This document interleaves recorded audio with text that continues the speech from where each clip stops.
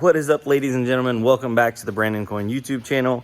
And I'm down here in my dad's garage. I still have some stuff mining down here, but I've been thinking about the solar. I know I started with, finding my old solar panels and all that kind of stuff. And that led me to go down a rabbit hole of where I want to acquire more solar panels, but then I don't want to backfeed any power because it's not efficient. I saw some people in the comments and they were talking about in other areas or in their area, backfeeding power, you don't even get half credit. So say, for example, if you're paying 10 cents per kilowatt hour, they'll credit you back 5 cents per kilowatt hour for everything you backfeed. In my area, it's not even that much. So it's literally not worth it for me to backfeed. If I'm backfeeding, I'm better off just burning it.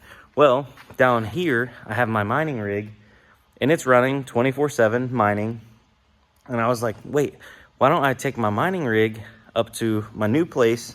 That way I can add more solar panels and I'll be guaranteed that I'll always be burning that power whenever it's coming in during the day. There'll be no risk that I'll be backfeeding. Obviously, if something happens, like if the rig goes down and I backfeed for, while I'm gone, that's not a big deal, but 99% of the time, as long as everything's running like it should, I should be burning that power, getting the most for my money, essentially. Now, I don't get 10 cents per kilowatt hour anymore. It's 12 cents per kilowatt hour in the summertime, which is still really good. I know a lot of people are like, oh my God, I wish I got that. I pay way more than that. And I feel for you guys. A lot of you guys overseas that are paying like 20, 30, 40 cents per kilowatt. That's crazy. But 12 cents per kilowatt is not even the cheapest in the US. There's some people out in like the middle America, and I've seen it as low as 5 and 6 cents per kilowatt hour for areas that are around like power plants and stuff. But regardless, we're getting off track. I wanted to show you guys what I have currently running, an estimation of how much power we're currently drawing, so that way I know how much I can grow my solar setup to. Turn my light on in here. Bam. All right, so at the moment, I have this rig running right here. This is primarily 3060s, 3060 Ti's, and I think it's got a 2070 right here. We're going to be pulling that 20 series out of there because I want a full 30 series rig. I got some more 30 series cards like up there. I'm going to consolidate them down when I move them up there to the top. But that rig right there right now is pulling in software 710 watts. I had a kilowatt meter, but it burnt up on me. I think you guys saw that video in the past.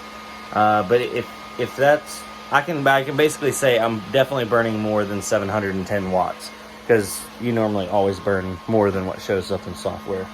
So that means I can at least grow let me turn my light back off in here. I can at least grow my solar setup above or up to 700 watts worth of incoming solar. Now, this is where it gets interesting because when I first started buying and getting into solar, I wasn't privy to like blemished panels or buying lightly used panels. And I had some people send me some links, and I'm going to show you guys up here in a second. I can get 200, 250, 300 watt panels for pennies on the dollar. So I can scale up my setup a lot quicker than buying like new retail panels, because it was going to be around like a lot more money. So this definitely saves more money. Some of these panels are bigger and definitely heavier, and some people were warning me that placing them on my roof system might not be rated to hold but so much weight, so be careful about that. So I've kind of rethought that, and I have thought about placing some of them on the ground on like some mounts. So I guess it'll all evolve with time. Maybe clear out a little area just to put some solar in. Because eventually I would love to do some battery backup. I know everybody's like, don't do battery backup. I would love to have a little bit of battery backup just for me, like a personal thing. financially, it makes 0 sense to have battery backup. It would be cheaper to like just straight up run a generator than it would be to have battery backup. But it's still cool to like have the idea, like we could have, you know, some battery backup. So that way we could do some non-essential or some essential low voltage or low power things. I had a drink down here and I set it down somewhere and now it's gone. All right, anyway, let's take a look at those panels. And I'd love if any of you guys, because some of the guys referred me to these panels. If any of you guys out there are like, these are bad, let me know why also, because I need to know that as well.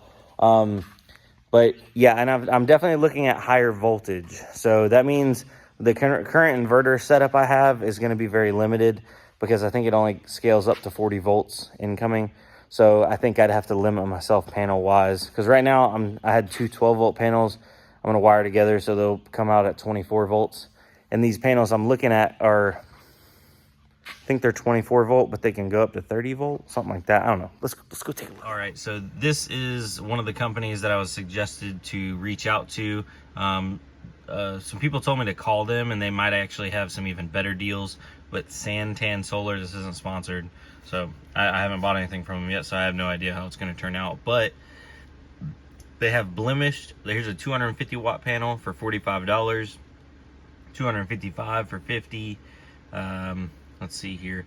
The ones I was interested in, look at that, 445 watt for $175, 255 for $79. These prices are just so much cheaper. 310 watt for $100. I was paying $100 for a 100 watt panel. One of the guys I was talking to, he was saying you can expect anywhere from like 75 to 90%. And a lot of these will actually tell you what they're rated at or what they're still good for. A lot of times it's like the glass or the mounts that are blemished. Let's see here. Water intrusion, which have caused discoloration on vinyl. Please see pictures.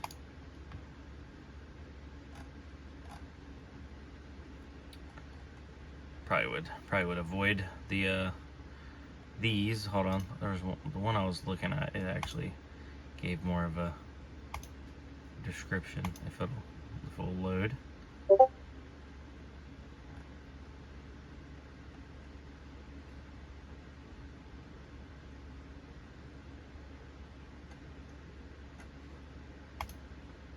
Wasn't that one? Oh, here it is, the 445 watt. This has a cracked back glass. So these 445 watt have cracked back solar panels, or have glass intact on the front side and cracks on the back side. These do not come with manufacturer warranty, but come with a 1-year warranty through them. So that means, like, would I be able to seal, you know, or maybe just like coat the back of this? I guess it has to breathe. I was gonna say, could I like put a I don't know, some kind of sealant over the back of that so water won't get in it, and then we'll be good to go. These are bifacial too, which is supposed to be better. But I don't know, for the price, 445 watts, that's a ton of power for $170. So, oh, these were out of stock. Dang it.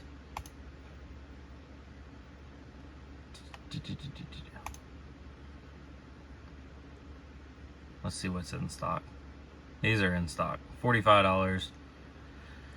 I mean, that's still a really good price. It's actually probably better price per watt. So I'm gonna give them today's Sunday. I wanted to call them over the weekend, but I tried yesterday and didn't get any answers. I'm gonna try to call them tomorrow and see if I can't set something up. But I'm thinking I might end up getting me a couple panels, and then it might be time to go ahead and get a big boy inverter. So I'm looking at a couple different inverters.